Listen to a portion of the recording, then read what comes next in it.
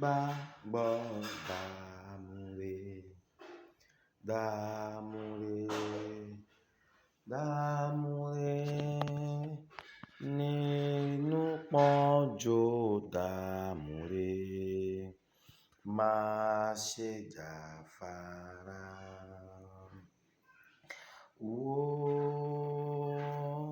Satani wà lọ́nà Satani wà lọ́nà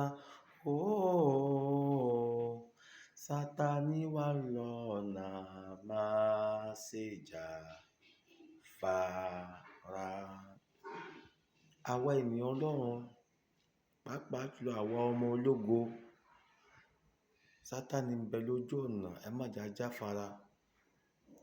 Ohun mẹ́ta la nílò láti lè fi ṣẹ́gun, láti lè fi borí ogun, láti lè fi tẹ ogun èṣù mọ́lẹ̀. Náà ní kíni?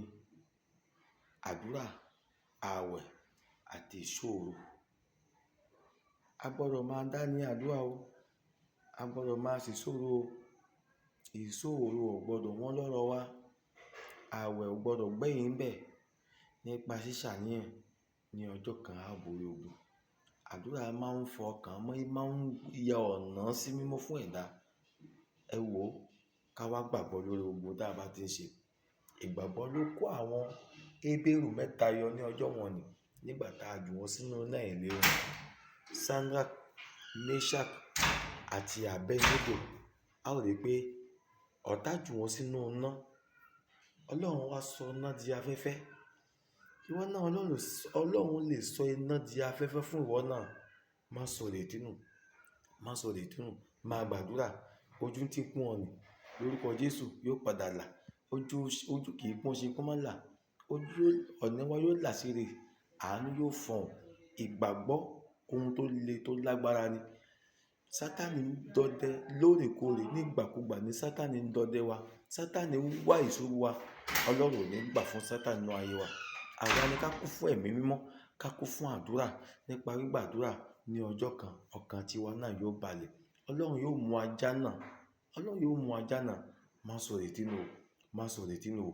Gbogbo ìwọ táyé ń fi ọmọ pọ́n lójú, ìwọ táyé ń fi ogun jà, ìwọ táyé ń fi ọjà pọ́n lójú, lágbára ògo Ọlọ́run, lágbára ògo Ọlọ́run, Olúwa yóò mú ọjà náà gbangba. Bàbá yóò gbé ọ lékè. Má sọ ìrètí nù. Ẹni tó bá ti sọ ìrètí nù, tó tú àmùràdúà, òun ni ogun máa ń mú. Wọ́n ní ẹni tí bá ti ń ṣiyèméjì, òun náà ni ọdẹ máa ń pa. Má ṣiyèméjì, má bojú ẹ̀yìn. Aya lọ́ọ̀tù bojú ẹ̀yìn, ẹ rí i pé ogun mú. Ẹ má jà bojú ẹ̀yìn. Ká máa ní ìgbàgbọ́ wípé àwa láàbòrí, á dìbì ìsinmi, á dìbì ògo, á dára fún wa. Ọ̀tá lè máa gbógun. Bí ọ̀tá bá gbẹgbẹ̀rún ọjọ́ kan, lórúkọ Jésù wàá borí wọn.